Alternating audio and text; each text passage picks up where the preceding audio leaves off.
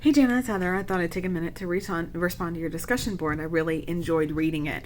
I'm really glad you did research on just the statistics of what research on human behavior and cultures looks like, because your sentence that pops out the most is talking about 90% of the research done in understanding human behavior is only conducted in 10% of the population. I think that's really important, to note, because it's so very true. I was doing some research on, honestly, asking the question, how many cultures are there? Like, really, when you think about, okay, like, yes, we're supposed to respect cultures and be knowledgeable, but if anybody asks the question, like, okay, how many are there?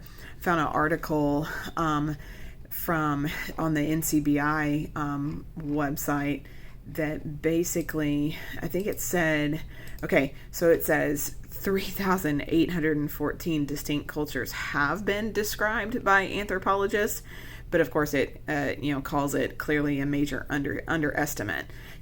So even just doing research on how many there are, there's still so many more, in the world, in the areas that we're all doing our papers on, and then even beyond that. I think when you put together, the article, or not the article, the chapter, and also just the video, I think they go really well together, because you're talking about what is the quote unquote gold standard, how are we supposed to approach the cross-cultural research. What I like that Barry said was just the integration, but also I liked his words, double engagement, where you get to keep that, culture heritage, that the person has, and participate in the larger society. So it's not only respecting, the person's culture, but helping them understand, the new culture, that they're basically assimilating to. I like too how you discussed, at the beginning of your discussion board, while utilizing the gold standard measure to ensure criterion validity is best practice, there are some limitations. I completely agree, and that's what I'm talking about in my discussion board too.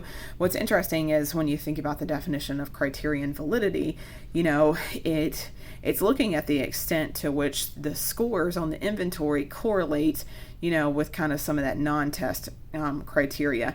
It's, the extent of it measuring, what's interesting is I found a statement that says criterion validity is an estimate of the extent to which a measure agrees with a gold standard. I think it's interesting that, that it's on sciencedirect.com is the website that I found of, it's measuring against the gold standard. But interesting enough, the sentence after that says the major problem in criterion validity testing for specific questionnaire-based measures is the general lack of gold standards.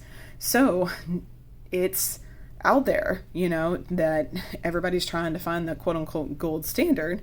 So one of the best things that we can do is, respect the culture.